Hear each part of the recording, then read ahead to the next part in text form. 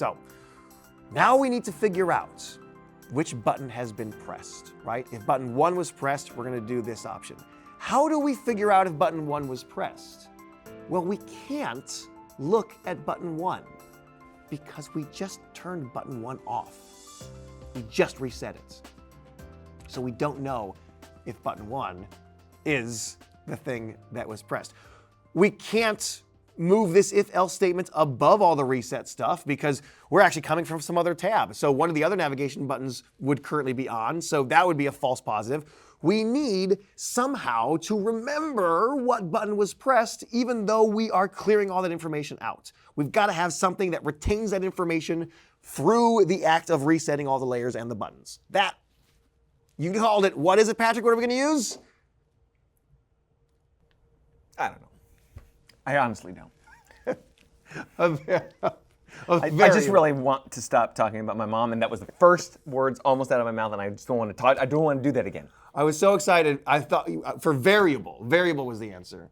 That was the next choice. That was the next choice. Your mom is a variable. I don't know if we got any jokes for your mom's a variable. Where's my broccoli?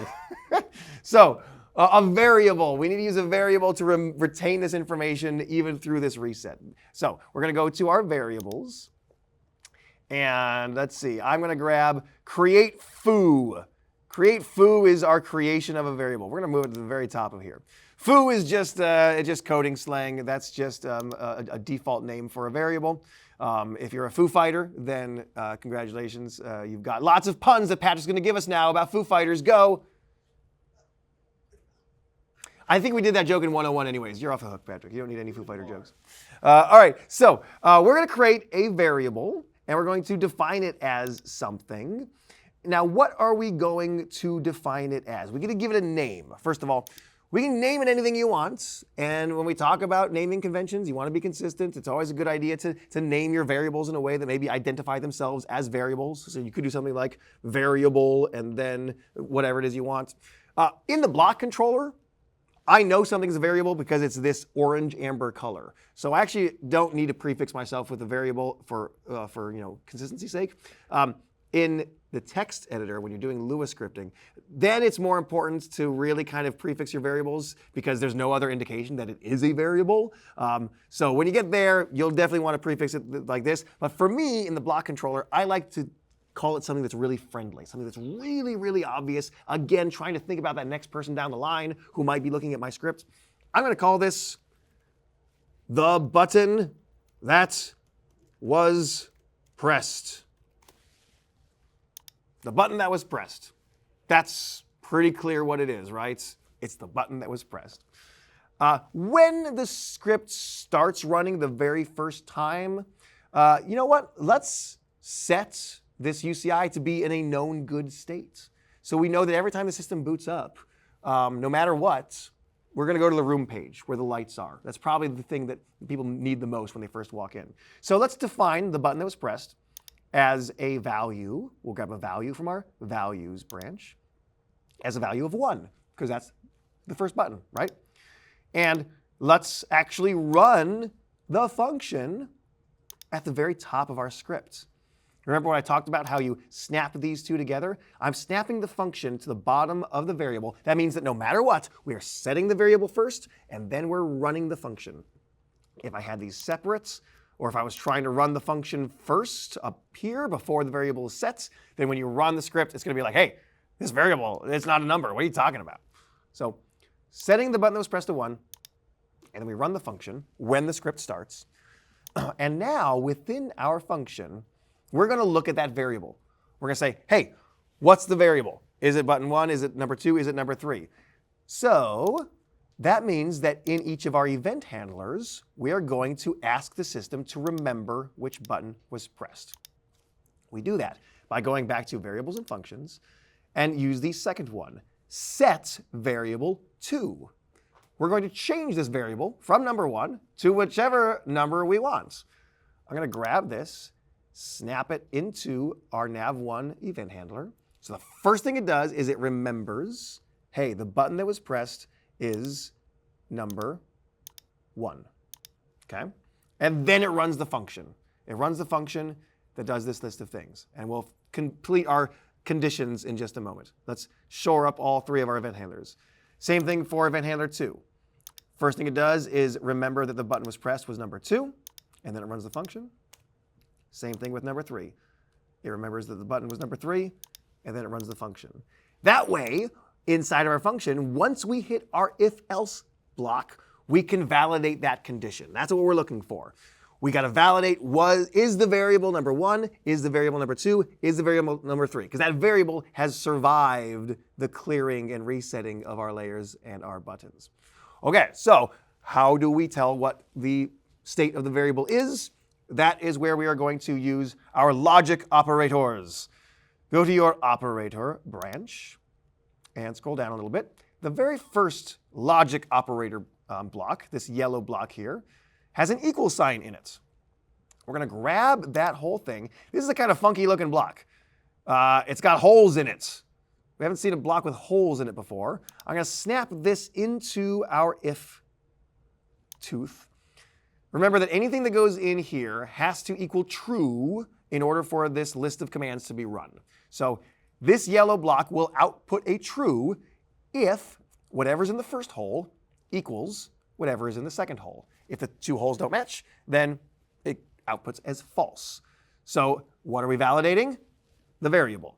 So we'll grab our variable. You can grab your variable in one of 2 places now. You could go back over to the variables category and find it and grab it and move it over here. Or you can actually hover your mouse over the create global and then grab it from there. And I will snap that into the first hole of our condition block. If the button that was pressed equals something. What are we validating? Whether it equals 1.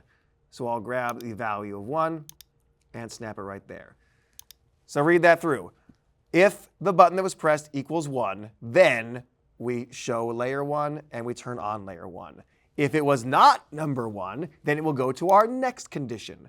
So let's duplicate our yellow block, move it down here, and it will ask if the button that was pressed equals number 2.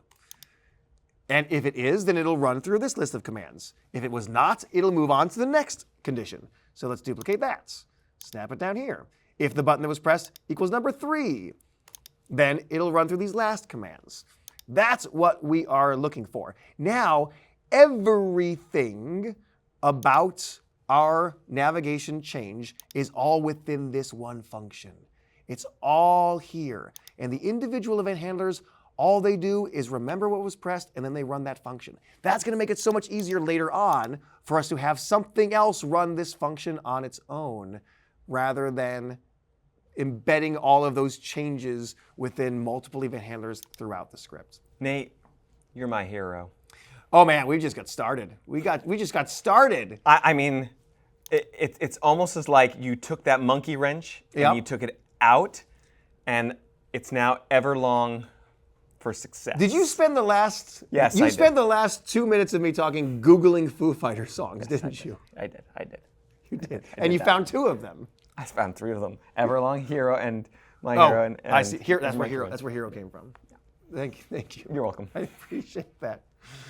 All right. Last thing I want to talk about. When we created our global variable, it's a global variable. You may not have noticed that. When it was over here, it was just called create. And when we moved it in, it was called create global. Why did that change?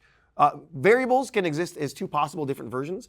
It could be a global variable. A global variable, as you might infer, is that it is true everywhere within your script.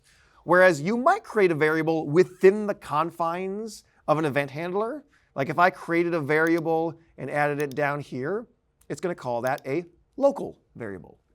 And a local variable is only able to be referenced within the context of that event handler itself. And it's not true if you try to find it from another event handler. Now that could be really, really useful because that means that you could duplicate event handlers and have the same variable in all of those event handlers and not have to have like variable 1, variable 2, variable 3, variable 4, because they can all just have the same name internal to themselves. And that will be useful. Not useful in this instance because we need the function to be able to reference something that is outside of itself. So that's why we created the global variable. And you know, it's worth noting that when I say a global variable. Let's make sure we know what that means. A global variable is global to this particular script. Everything within this script can access that global variable in any of the event handlers, any of the functions. But don't confuse that to mean that it is global to your entire Q-SYS design. That is not what a global variable does. You can't access this particular global variable from some other script somewhere else. I guess that would be like a universal variable, which is not a thing. So just don't mistake that. I've heard people try to say, hey, I can't get access to this variable. Well, yeah, you're in a different script entirely. Scripts are their own complete unique islands unto themselves. They don't talk to each other unless you force them to. But global variables, accessible within the script itself. And also in line with variables, here's something that can be a little tricky the first couple times you see it. When we define that variable, we said create global, the button that was pressed, equals 1. So we used an equal sign to define it as number 1. But down here we also have the button that was pressed equals 1. Both of those say the button that was pressed equals 1, but they are doing different things. The first one is setting it to 1, but this one, within the context of the yellow logic operator block, is only validating whether or not the two sides are true. It's not changing the variable. Even though you see that equal sign, we are not doing anything to the variable whatsoever. We're not adapting it. We're not setting it. We're simply confirming, are these two things equitable? If they are, then the entire yellow block equals true. And if they're not, it's false. We're not changing anything. We're not doing anything else. All this yellow block will ever do or be is just true or false, and that's it. All right? Don't let that get you caught up. Whenever we set a variable, it doesn't say it like that. Whenever you set a variable, it says set to. You don't see the equal sign there, so that won't trip you up. But just in this one instance, you might see the equal sign in a couple places, and it does mean slightly different things. That's just, that's block controller. Sometimes it's a little quirky. You got to deal with it. Like Patrick's mom. What?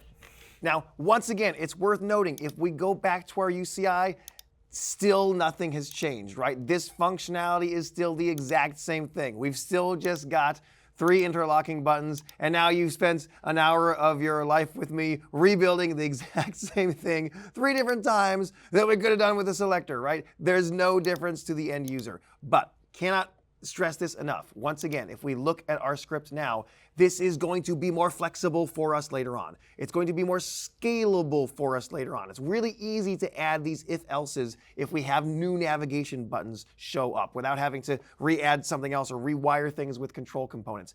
Troubleshooting is going to be way easier now because we have one place to go to when this navigation has changed. That's the function. It's the function that's always responsible for navigating to different places on the UCI. So we don't need to dig around in individual event handlers if we're trying to figure out what's going on. This is the kind of adaptable code that we want, that we can put everything in one place, we can reference it from various other places, and then you have, like I said, your one source of truth. So that's the goal. That's what we liked. That's why this version is better than the 3 previous versions that we just did. And we got good debug in our printing as well. So everything along the line is looking nice and slick. Patrick, what do you got for me? Sorry, Mom. Great. All right. We'll end this section right here. We're going to come back and we're going to spruce up our UCI using some CSS. We'll see you in just a bit.